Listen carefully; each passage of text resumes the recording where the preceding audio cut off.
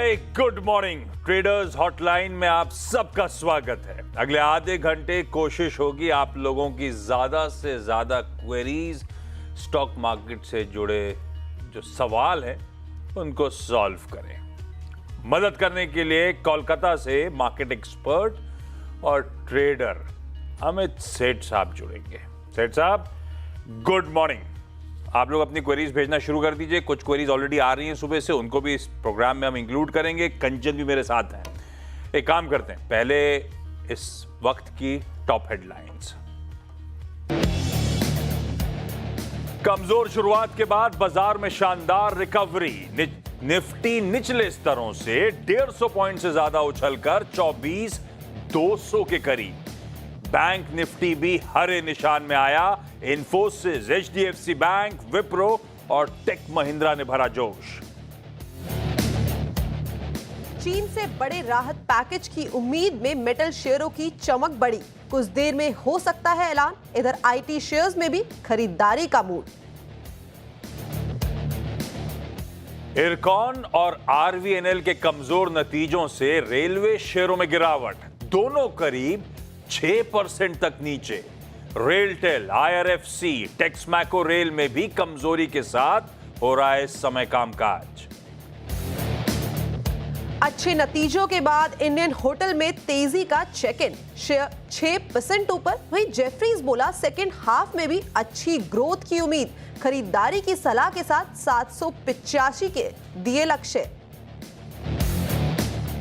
और आ जाएंगे state bank of India के नतीजे। सीएनबीसी आवाज के पोल के मुताबिक एनआईआई 5% तो मुनाफा 12% बढ़ने की उम्मीद। एनआईएम्स रह सकते हैं फ्लैट। टाटा मोटर्स के नतीजे भी आज। टीवी 18 के अनुमान के मुताबिक कमजोर वॉल्यूम और जेएलआर में प्रोडक्शन इश्यूज के चलते दबाव मुमकिन।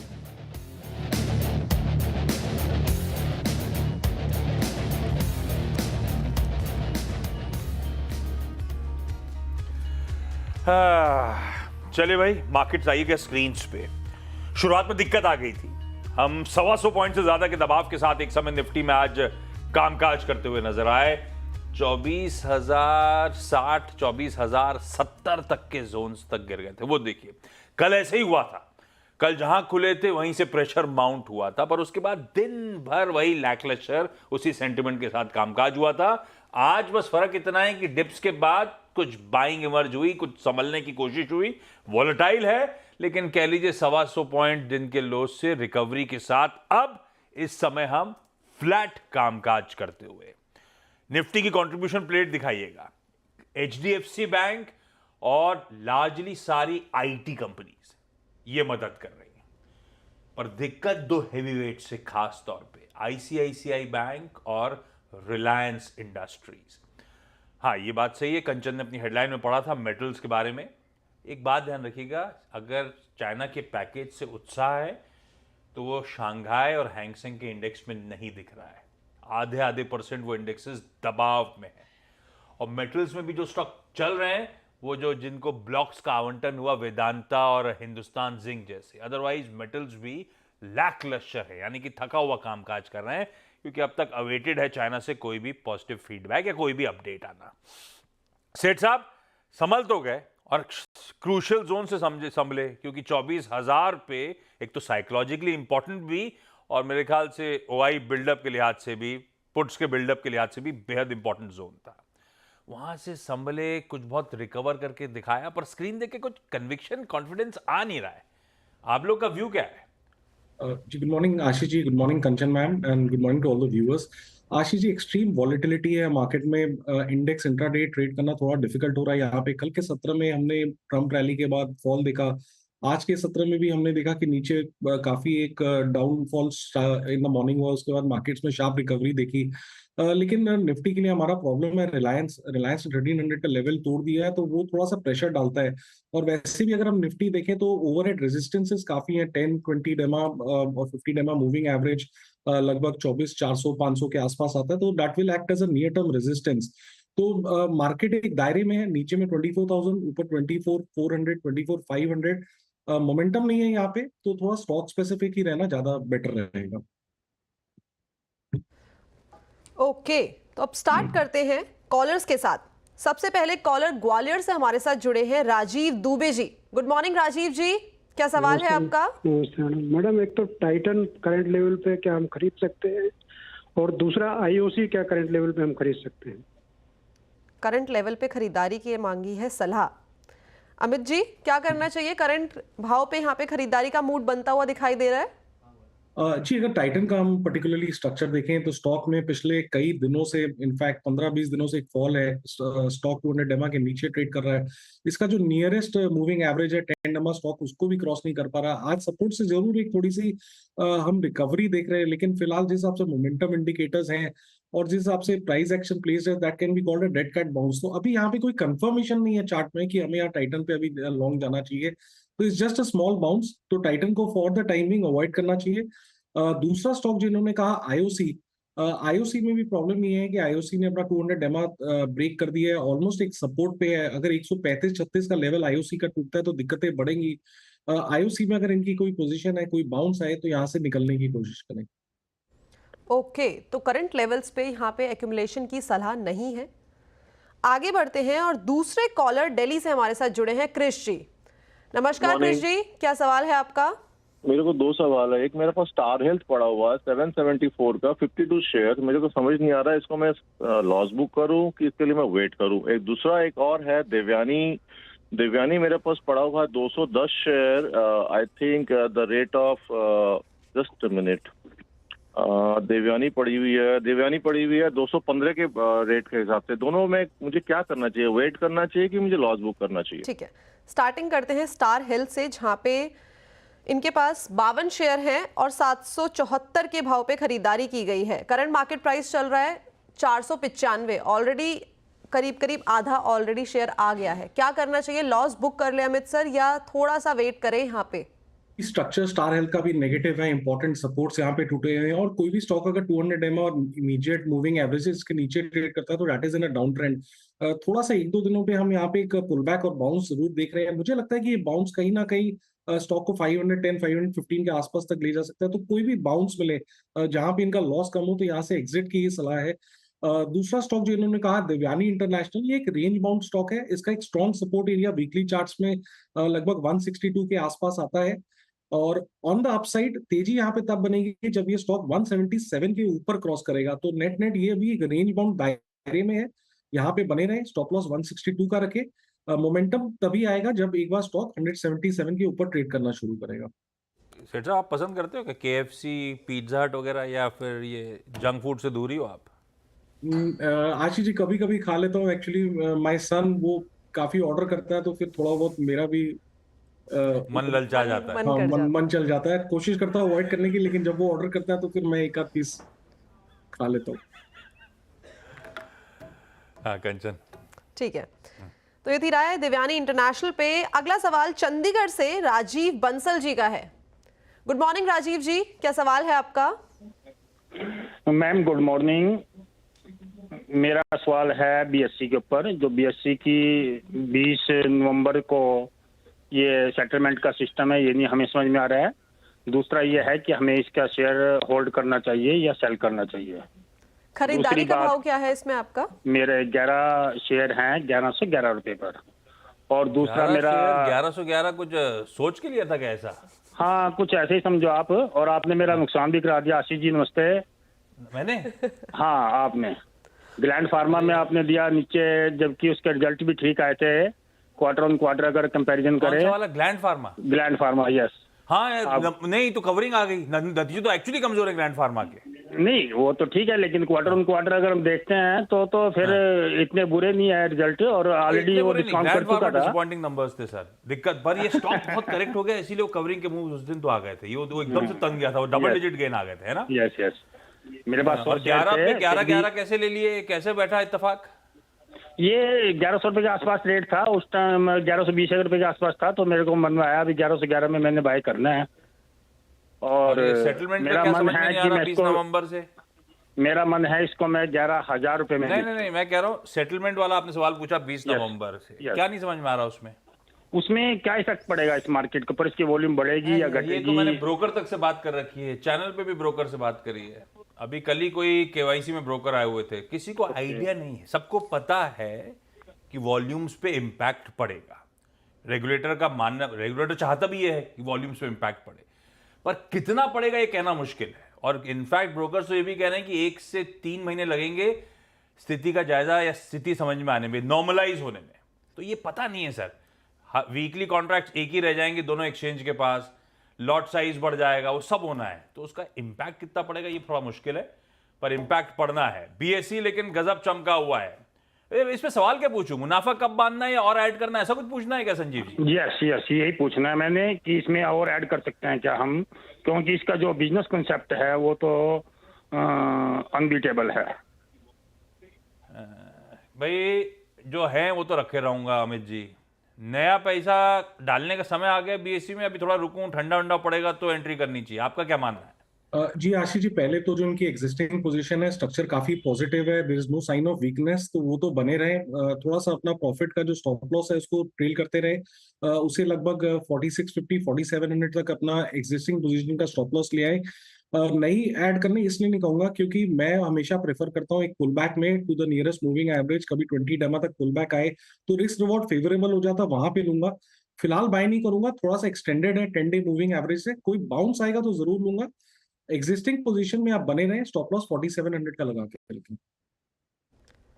ओके, तो 4700 के स्टॉप लॉस के साथ बने रहने की सलाह बीएसई में। आगे बढ़ते हैं और कानपुर से हमारे साथ जुड़े हैं राजेंद्र जी। नमस्कार राजेंद्र जी, क्या सवाल है आपका? मेरा टाटा स्टील है 596 के आसपास की, उसको 3 साल रखना चाहते हैं, आपके क्या विचार है?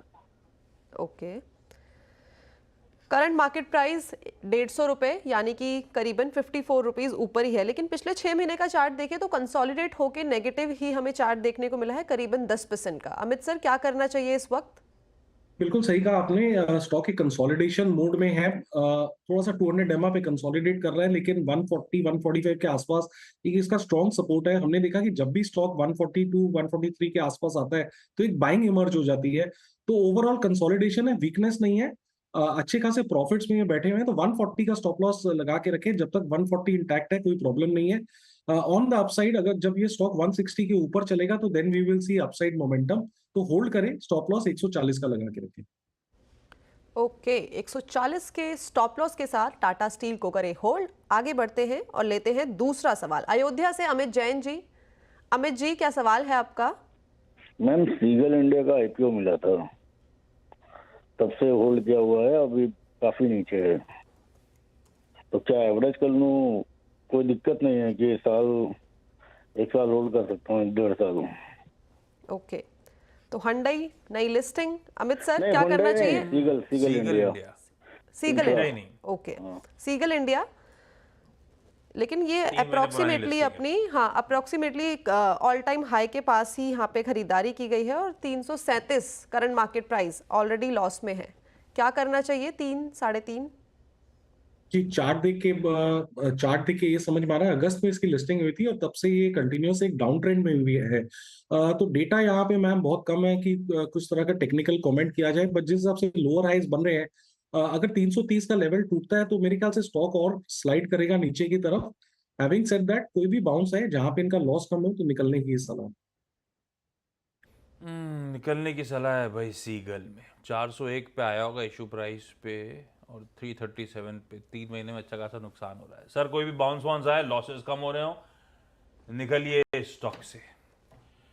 इस नोट पर एक काम करा जाए, क्विकली छोटा सा ब्रेक के उस पर जब लौटेंगे आप लोग अपनी क्वेरीज भेजते रहिए, और भी कुछ बढ़िया सी क्वेरीज अमित जी एड्रेस करेंगे आप लोगों की। तो ब्रेक के बाद फिर से स्वागत है आपका ट्रेडर्स हॉटलाइन में। आगे बढ़ते हैं और कुछ और सवाल लेते हैं, लेकिन अब सवाल लेते हैं सोशल मीडिया से। सबसे पहला सवाल है रेमंड के ऊपर। 120 शेयर्स हैं और खरीदारी का भाव है 1987। Amit sir, over to you, क्या करना चाहिए रेमंड में इस टाइम? जी मैम, रेमंड में रिसेंटली हमने एक अच्छा खासा पुल बैक देखा है, स्टॉक ने ऑलमोस्ट एक हाई बनाया था 2300 का और वहां से कंटिन्यूअस पुल बैक देख रहे हैं। कुछ दिनों से हम जरूर देख रहे हैं कि स्टॉक अपने 200 डेमा पे कंसोलिडेट कर रहा है, तो थोड़ा सा इसको एक बेनिफिट ऑफ डाउट यहाँ पे देना चाहिए क्योंकि एक सपोर्ट एरिया है। तो जब तक 1530 1540 का लेवल इंटैक्ट है तो इसमें बने रहे। तेजी यहाँ पे तब बनेगी जब ये स्टॉक एक बार 1700 के लेवल के ऊपर चलेगा। ओके, तो ये थी राय रेमंड पे। एक और सवाल सोशल मीडिया से ही, और ये है, ये आशीष सर बहुत ज्यादा सवाल ये पूछा जाता है, हुडको ऊपरी लेवल पे बाय कर लिया लेकिन अब आके थोड़ा सा डगमगा रहा है शेयर, लेकिन हालांकि इस टाइम पे तो थोड़ी सी रिकवरी वापस से आती हुई दिखाई दी, लेकिन बीच में तो पिछले एक डेढ़ हफ्ते में हमने थोड़ा देखा था इसके अंदर एक गिरावट आई थी। खरीदारी का भाव है 264 रुपए और अभी चल रहा है 223, यानी कि, और शेयर की क्वांटिटी है 55, करीब करीब 16% के अभी इस टाइम पे लॉस में है। क्या करना चाहिए यहाँ पे, थोड़ा सा और ऐड करें या वेट करें? जी, ऐड की तो सलाह मैं नहीं दूंगा, बट ये बात जरूर है कि स्टॉक में हमने जो रीसेंट हाई जो कि in the month of July बना था लगभग 348 का, उसके बाद हमने एक वन साइडेड फॉल देखा। लेकिन अब जाके कई स्टॉक में थोड़ा सा एक बेस फॉर्मेशन के सिंबल साइंस नजर आ रहे हैं। एक हायर लो ऑलरेडी आ चुका है चार्ट पे। स्टॉक अपना 200 डेमा रिकवर कर चुका है। इसका एक रेजिस्टेंस 50 डेमा के आसपास है जो कि लगभग 232 के आसपास है। उसके ऊपर अगर चलेगा तो स्टॉक में एक साइन ऑफ फ्रेश स्टेबिलिटी आएगी। तो ओवरऑल जिस हिसाब से स्टॉक थोड़ा सा होल्ड करने की कोशिश कर रहा है, मेरी सलाह ये है कि आप इसको होल्ड करें। एक बार स्टॉप लॉस 210 का लगा के रखें और ये नोट करके रखिएगा कि यहाँ पे मोमेंटम बनेगा 232 के ऊपर। अच्छा, अभिषेक कुमार साहब का सवाल आया है ट्विटर पे, यानी कि एक्स पे, अमित जी आपके लिए। बेंगलुरु से उनका सवाल है, एस्ट्रल है 30 शेयर्स 1886 की खरीद, आज भी थोड़ा दबाव में ही है, 1768 पे खड़ा हुआ और पिछले कई दिनों से ये प्रेशर ही झेल रहा है अमित जी नेट। ये कह रहे हैं रिजल्ट खराब लगे हैं, प्रॉफिट 17% गिर गया है, क्या करना चाहिए? एवरेज करने वाला स्टॉक है? अगर हाँ तो किन लेवल्स पे एवरेज करूं? नहीं आशीष जी, एवरेज की तो बिल्कुल सलाह नहीं दूंगा, क्योंकि स्टॉक अपने सारे की मूविंग एवरेजेस के नीचे ट्रेड कर रहा है। 200 डेमा के नीचे तो काफी दिनों से ट्रेड कर रहा है और हमने देखा है कि जब भी कोई एक पुल बैक आता है वो 20 डेमा भी नहीं क्रॉस कर सकता। और सेम चीज हमने 2-3 दिन पहले देखी, स्टॉक ने एक पुल बैक दिया 20 डेमा तक और वहां से फिर एक फॉल आ रहा है। तो अगर इसका ये जो सपोर्ट लेवल जो बहुत एक कोई खास सपोर्ट नहीं है, छोटा सा सपोर्ट है 1740 के आसपास, वो टूटेगा तो दिक्कतें और बढ़ेंगी। तो यहाँ पे ये सलाह है कि कोई भी बाउंस आए जहां का लॉस थोड़ा कम हो तो निकलने की सलाह है एस्ट्रल से। अर्पित द्विवेदी साहब पूछ रहे हैं, I have a question on IRFC, Indian Railway Finance Corporation. Amit ji खोलिएगा। 300 शेयर्स खरीदे हैं अर्पित ने 94 पे, तो अर्पित की खरीद से तो अभी अच्छा खासा ऊपर है, लेकिन ये जरूर है कि अर्पित ने एक समय बहुत अच्छा मुनाफा देखा होगा, अब मुनाफा ठंडा पड़ रहा है। अमित जी, अब इन्होंने इसके आगे तो पूछा नहीं, मैं ही पूछ लेता हूं, मुनाफा बांध लूं या बने रहूं, वापस तेजी कर सकता है?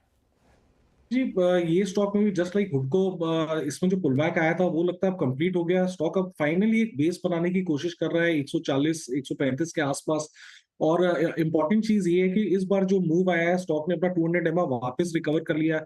एक छोटा सा रेजिस्टेंस 50 डेमा का लगभग 152 153 के आसपास है, वो अगर निकलता है तो स्टॉक स्टेबल हो जाएगा। तो इस समय तो अब निकलने की सलाह नहीं है, क्योंकि मुझे लगता है चार्ट देख के कि जो करेक्शन आना था वो कंप्लीट हो गया है। थोड़ा सा इनका पोजिशनल नजरिया है, तो स्टॉप लॉस 140 का लगा के रखें। मोमेंटम यहाँ पे 154 के ऊपर बनेगा। ओके, अब अगला सवाल कॉलर से लेते हैं। गोरखपुर से आकाश श्रीवास्तव जी है हमारे साथ लाइन पे। गुड मॉर्निंग आकाश जी, क्या सवाल है आपका? मेरा सवाल बिरला स्टॉक पे था। मेरे पास करीब 350 शेयर हैं जी। खरीदारी का भाव क्या है? 600 रुपए से।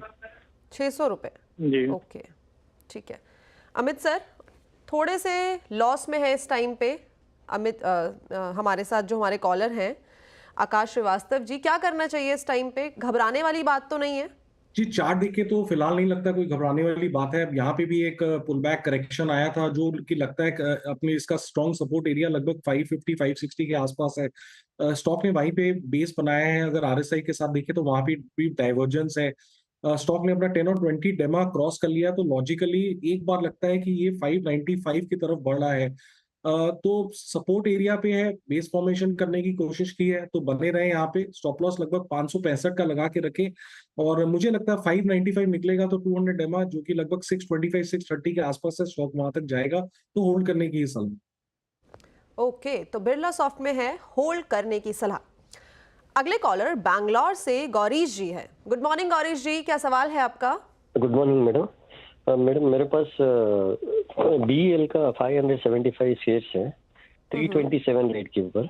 अभी मेरा कहाँ तक होल्ड करना है या फिर स्टॉप लॉस डालना है, थोड़ा सजेशन चाहिए था मुझे। ओके 327 यानी कि अप्रॉक्सीमेटली अपने 52 हफ्ते के हाई के आसपास ही खरीदारी की गई है। करंट मार्केट प्राइस इज 302 यानी कि थोड़ा सा लॉस यहाँ पे आता हुआ दिखाई दे रहा है। अमित सर, कहाँ पे स्टॉप लॉस बांधे, क्या सलाह है इसके अंदर? जी मैम, BEL तो बिल्कुल होल्ड करने की सलाह है। यहाँ पे जो डिफिकल्ट पीरियड था वो मेरे ख्याल से चार्टिकली ओवर हो चुका हुआ है। एक फॉलिंग ट्रेंड लाइन का ब्रेकआउट है और स्टॉक ने लगभग 260 से 300 के बीच में एक अच्छा खासा बेस बनाया है और स्टॉक वर्चुअली एक बेस से बाहर आ रहा है। 2 दिन पहले जो हमने ट्रेंड लाइन का ब्रेकआउट देखा था that was supported by volumes. तो जब तक 294 इंटैक्ट है, एक नियर टर्म टारगेट्स इसके 312 और 320 के बनते हैं, तो इसे होल्ड करें। ओवरऑल लगता है कि अब यहाँ से ये चार्ट थोड़ा पॉजिटिव रहना चाहिए। इनफैक्ट कल सारा दिन हमने सेकंड हाफ में BEL ही रिकमेंड किया था अराउंड 297 298 के लेवल्स, तो BEL मुझे अच्छा था। ओके तो ये थी राय BEL पे। Thank you so much Amit sir हमारे साथ जुड़ने के लिए, जितने भी सवाल आपसे पूछे गए बखूबी उनके आंसर देने के लिए। Thanks a lot. Thank you Ashish sir आज इस शो में मेरा साथ देने के लिए। ब्रेक के बाद मुलाकात होगी हर्षदा जी के साथ जो लेके आएंगी आपके लिए खिलाड़ी नंबर 1।